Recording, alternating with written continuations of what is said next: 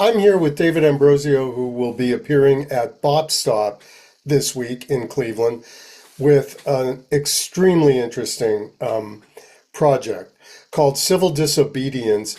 David, thank you so much for taking the time to talk to me about it. Of course, my pleasure. Thank you for taking the time as well. And the title itself is really interesting on a number of levels. Um, so, personally, I've been kind of wondering in the turmoil that's unfolded, particularly in the last 5 or 6 years, when there would be a response from improvising musicians. I'm old enough to remember the 60s, barely. I mean, I wasn't really active in that. I was, a teenager, or even a little younger. But that kind of music was everywhere. I discovered it a little bit later. And it was born from the same kind of conditions that seem to prevail today. Um, and I thought, okay, where's our Archie Shepp? Where's our Albert Eiler? Where are the people who are speaking out, the Max Roaches? And the answer is probably they're in hip hop, which is an area I really should know more about. But you have provided that response, or so it seems. So tell me what the inspiration for this project was and how it connects with activism and resistance today, or doesn't. Yeah, it's a bit of a story, so I'll try to give a somewhat abbreviated version of it. Um, you know, I had no intention of doing this kind of project at all, and I was just being a jazz musician who was performing, and to some degree, always felt like there's some level of I just think that we're all activists in our everyday lives based on what we actually do with our lives. So, and on top of it, I had a life as an activist as well, in the specific areas perhaps, but, I was, I mean, from like literally like animal rescue for in my early days in New York to, almost becoming an employee at an organization called Food and Water Watch, which is like a kind of watchdog kind of organization for safe and clean food and water and agricultural policies and stuff like that. And got into like farming and whatever. Like I've had my own path. I've literally been out there and done some political activism where have asked our local politicians out with a bunch of people for certain things that help protect us and keep us safe and what we deserve. And so but I always like had like kind of these two lives, like a life as an activist for the time that I did it, and a life as a musician. And I saw the intersection of them, but I never tried to marry them in any way. And fully aware that there's a long history of that in this music. But one day, someone introduced me to these Blue Note recordings that I had never heard before, and there was the music itself just really like drew me in, and I started transcribing them, and then I started playing them with people, and then I actually had my students play them in my ensemble classes, and it became a whole thing.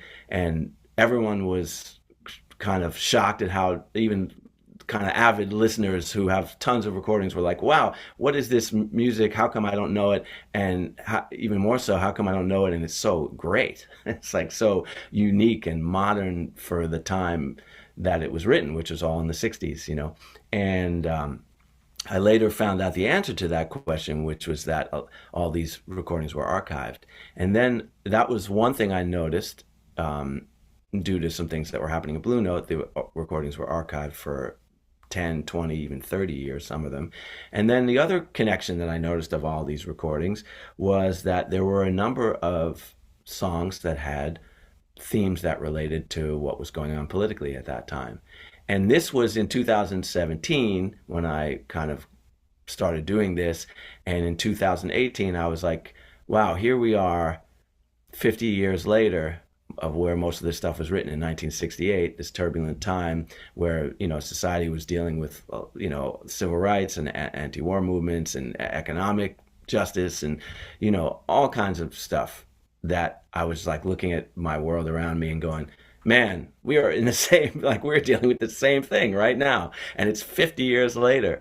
And so the suggestion of one of my students actually to form a band playing this material all of a sudden had a lot more meaning to me because he had suggested that like a year earlier. And I was like, it's not my music. Why am I going to do that? What do I have to say through other people's music? I can just share music with people, which is valid too, of course. But I was like, you know what?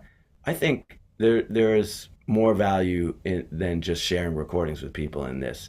And it's time to start a band. So I had a friend who was booking at the Jazz Standard, and I'd never played there as a leader before. And I asked him, "What do you think? You think we could do that?" And he said, "Well, yeah, let's put together a great band. And I think I love the idea of the project. Let's do it." And in December of 2018, I did it. And it's interesting because I'm also born in 1968, on April 1st, 1968, which is 3 days before Martin Luther King Jr. was assassinated. And so, I don't know what it is, but I feel like I have some connection to that time because I came into the world at that time. Like there's some energetic thing there. And the whole thing felt very timely and profound to me. So I decided I'm going to do this band. And we did the concert, and it was incredibly well received. And of course, people could really connect to what the music was about. And for the first time in my life, the answer that was sorry, that was the short version, but the answer to your question was that for the first time in my life, I realized, wow, actually, I can really blend my musical life, and my activist life, and this is the way that I want it. I've decided that I want to do it, and so that's my feeling about it and how the project came about. That's great. You mentioned that there were certain Blue Note recordings of which you weren't really aware that probably, launched this whole thing. Can you say what those recordings were? Yeah, so there's like something that was released as like a twofer eventually, which was called Spiral in Medina.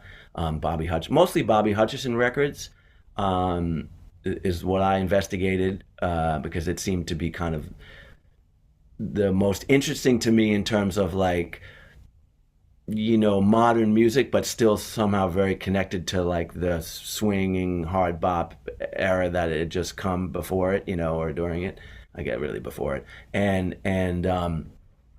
so interesting, like how the use of like odd meters and mixed meter even, and also like odd phrasings and odd forms and whatnot, which is something we see all the time now. But I don't see that a lot in the history. I see like these kind of there's the one movement of like swing and bebop and where that all went, and then there's this like much freer element, and maybe some messing with like metric modulations and all that kind of stuff like that. But it just really was like, wow, man, these guys are really dealing with some stuff that now jazz musicians today are really have been exploring for the past 20 years or whatever, or 10 15 years or something, a lot, especially here, like in a place like Brooklyn or in New York, these kind of mixed meter, odd form kind of things. So yeah, so those were mostly the Bobby Hutcherson record. There was like tons of records from different artists that were not released at that time and released later. But most of what I focused on was the Bobby records, which was those two patterns. Another Bobby Hutcherson record called The Kicker, which is actually not the same as the Joe Henderson record, The Kicker, even though Joe Henderson is on the Bobby record. That one is the latest release of them all. It's recorded in 1965 and released in 1999. So yeah, more than 30 years. And then there was two Jackie McLean records, but mostly I drew from one Jackie record called Consequence.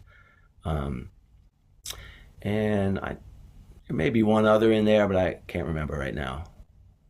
Uh, Yeah, and they'll probably form the majority of your set list when you come to Bob Stop. Definitely. I mean, I have, I've transcribed maybe 20 of those tunes, but not all of them they're all from that era, like 65 to 68 for the most part, but not all of them are records that were released later. Like I transcribed some stuff from like one of the Bobby records with Chick Corea, and I'm spacing on it right now, Roy Haynes. Anyway, I can't remember. I can't But either. Yeah, yeah. And so, that wasn't, so we don't perform those, but I have those. So mostly what I've tried to do is focus on, that's the narrative of the project, right? Is that we have these recordings that were released later, much later, and so the music wasn't heard at the time. So I want to introduce people to the music in general, and but also the fact that it's very, what these composers were doing was very connected to what they were dealing with politically and socially at that time. And not all of the songs are politically themed, but like there's a tribute. It's called for Duke Pearson, and that's an important piece because he was really important in creating the situation for these kind of modern recordings at Blue Note at that time. He was kind of an A&R guy, and like kind of artist relations kind of got helped create like those guys to be able to give them a certain amount of time and money to rehearse the music and then record. And I think the guys that, from what I've read, the guys at Blue Note knew they weren't going to release it right away because it was something, maybe modern, and they had to choose. They couldn't release records like they do now. They have to only release so many at one time. So they knew that they were going to kind of record it now for later, and then that's why they kind of disappeared. But they were, because then the label basically got bought out, and so that stuff just got archived or shelved, I should say, until Michael Kuskuna came around and started releasing these things. So those guys were really committed to like some recording some modern music of that day, and were really interested in what the composers were doing, not just recording standards or like groove tunes or whatever in the late 60s. So yeah, it's really it was an interesting thing to kind of come across and realize like, wow, there's this really important music that relates to everything that was going on within their industry, within the political scope, and what these composers were trying to kind of honor and be activists themselves through the music. So that's what I feel like I'm representing too, is like a certain amount of their activism. I feel like I should say, because I feel like it's a group effort, we're giving light to their activism at that time that never got the chance to do that. And you brought up the word we, which implies my next question. So thank you for anticipating it, which was how you put this band together, because it's just a great, great band. And the players are so well matched and yet kind of unexpected. When I looked at the personnel list, it's like, oh, this is really wonderful. I wonder what this sounds like. And it's great.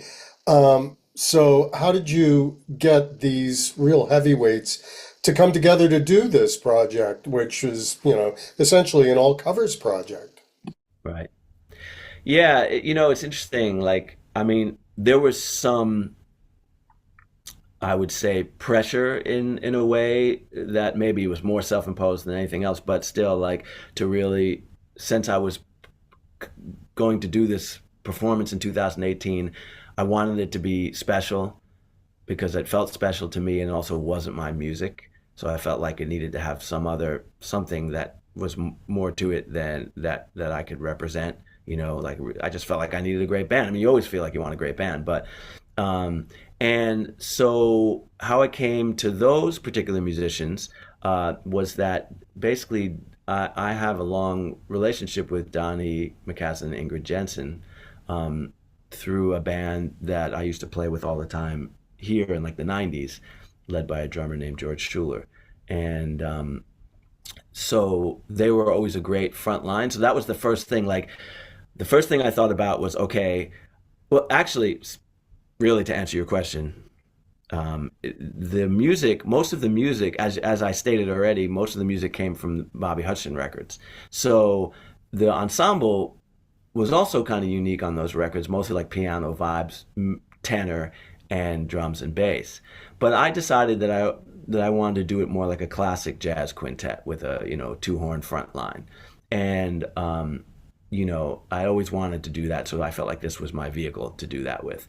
And so I had to rearrange the music for that. And then I realized, wow, what I love about those bands is a great front line. And so Donnie and Ingrid came to my mind because they were always a great front line. But I'd never heard them do it in the context of like this kind of music. It was always, George's thing was very free and open and like, all kinds of Miles influence, late period Miles influenced and everything. So then we did like Keith Jarrett and like all this. So I was like, wow, I wonder what these guys sound like on this. And I knew they would sound great, and they did. And so Bruce Barth, I had a relationship, but not a long one before this band. We had played a few gigs, and I was always just so, whether hearing him or playing with him, always so impressed at how he could make everything feel and sound so good and so swinging. And I just thought, man, this is the pianist for this band. And then Victor Lewis, that was the one that also came, like another one that came right away. I saw his quintet so many times at Sweet Basil's back in the late '90s and early 2000s. I would go every year and spend at least a few nights a week there listening to him. Never met him at that time, but listened to his band, and I was like, I always was inspired to have a band like that someday. And I thought, man, Victor's still around, so let me ask him if he wants to do it. And everyone graciously said yes, and they were into it. Unfortunately, Ingrid couldn't make the actual first gig that we did at the Jazz Standard, but she was always Dwayne Eubanks did that, which was great too. But Ingrid was always the person that I had in mind for it. Yeah, her sound is so warm, and I put together a playlist with your versions and then the original recordings from Hutcherson, and the sound is very different. I mean, the recording acoustic is different too, but she gives this kind of very amber glow to everything, and her solo style is so patient, kind of out of Art Farmer or something. It was really burnished and lovely. But Marquise Hill is going to be on the gig in Cleveland, Yeah. and EJ Strickland, right? Yes. So actually, the Ingrid just couldn't make it because she has, other commitments. And it's great. I've never played with Marquise before, so I'm very excited to work with him. And Donnie loves him too. Those guys have a history together, playing together. So that's really going to be fun. EJ, I met a long, long time ago when he and his brother first came to New York, and we played a number of gigs together, and then literally have not played since then. We did play at the Winter Jazz Festival like about 2 weeks ago, and he did that gig. So that was the first time I'd play with him, and it's maybe going to be 20 years or at least 15, 18 years, something like that. And it was really great. Unfortunately, Victor has announced retirement. Maybe like this summer, I guess, or this fall officially. I think we're all praying that changes because that was based on physical issues that he was having, with his health. But he's decided not to play anymore. He's on the record. We recorded in February, and that's a unique story in of itself if you want to get into that. But anyway, I do. yeah, yeah. Well, here, I'm gonna, have you seen this yet? Have I sent you anything? You sent me PDFs. Yeah, Yeah, I have not seen the cover. this is the, Actually, Matt sent me this stuff. okay, good. Did he send you the recording itself? He did. Okay, great, great, great. Um, so, yeah, so Victor didn't play for 15 months. After it was actually literally after a gig that we had done here in Brooklyn at a place called Bar by You. It was in November of 2000. Was that 22? Yeah. Well, no, we did our gig in late October 2022, and it was a great gig actually, and it was the full band and with Ingrid and everything. So that was maybe the first time with the full band without any subs.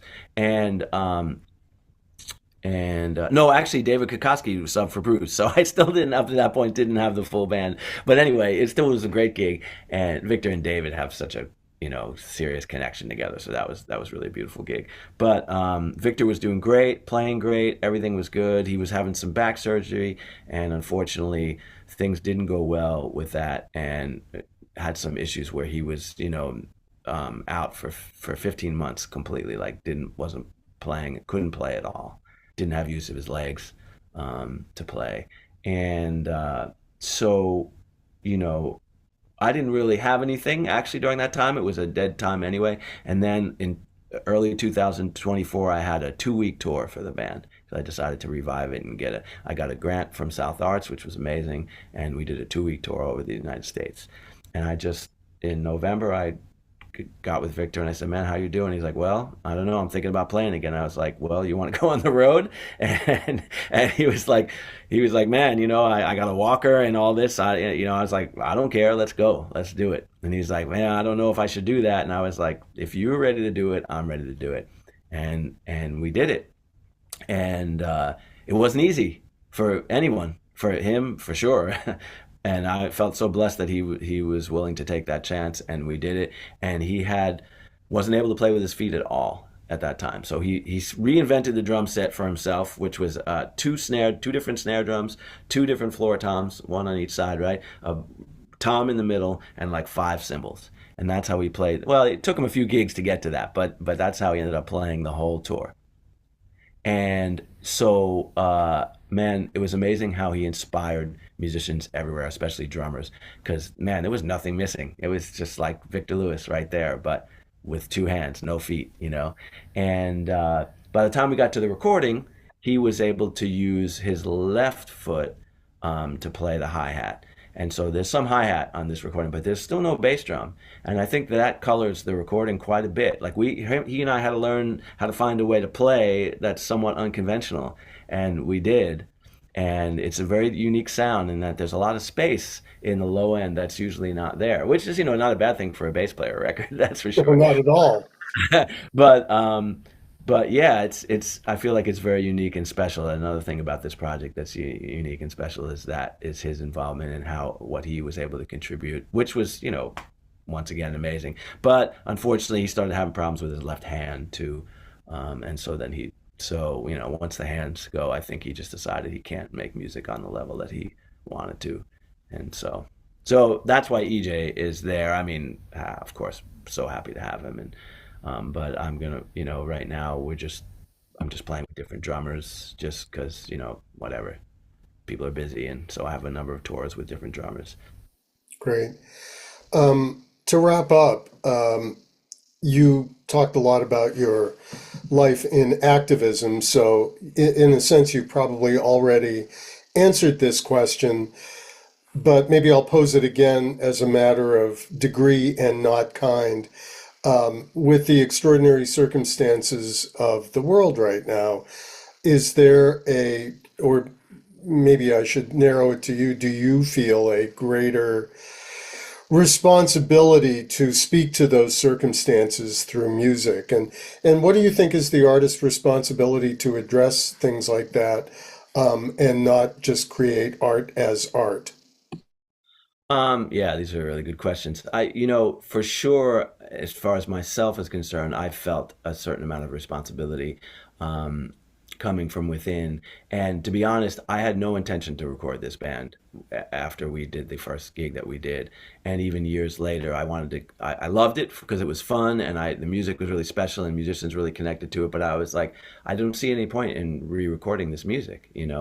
And, you know, last year I decided, no, there's definitely a point. It's needed right now. And it's a way that I can voice how I feel about it too, and the musicians in the band get to do that too. And I think it's really important.